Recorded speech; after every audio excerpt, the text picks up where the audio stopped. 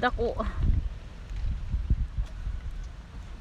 Pag nag-iba na ba yung kulay niya, mauna na. Ano gusto kong daan umigas? Ayun, ang hinog. Hinog na. Hindi na pwede taon. Oo, kay daot na pud na.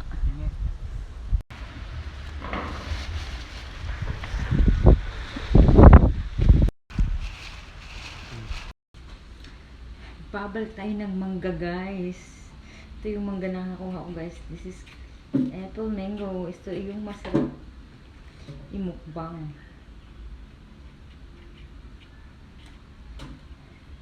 Yan. Ang dami na.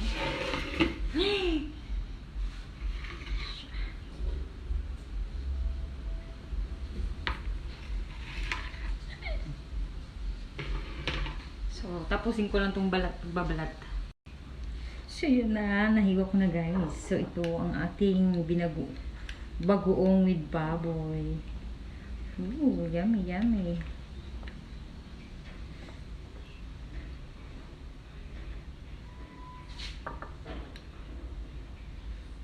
So, mumukbang natin, guys. So, ayan. Mukbangan time.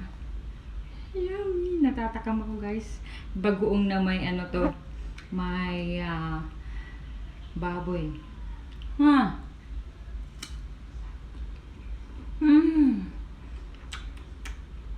Heaven.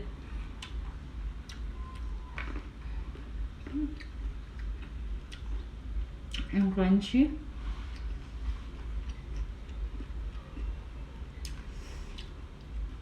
Manilaw-nilaw pa.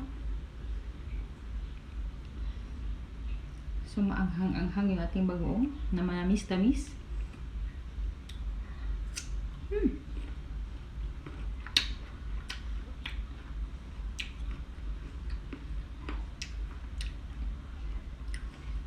Kain tayo, guys.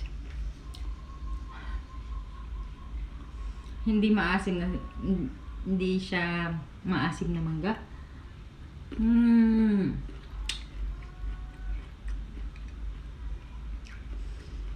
Mayroon pa.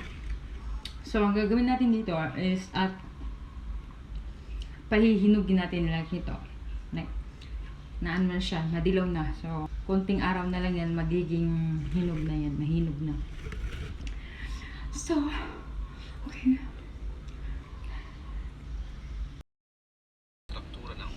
Lumipat ako ng pwesto dahil madami lang ako sa loob. Ayaw. Buwan na pitin. Maanghang? Maanghang. Tamis. Taktura.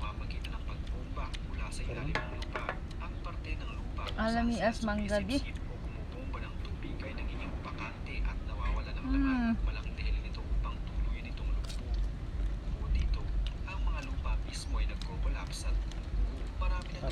Insidente sa China at hindi na mabilang ang bigla na lamang pagbuo ng lupa sa ilan sa kanilang mga syudad.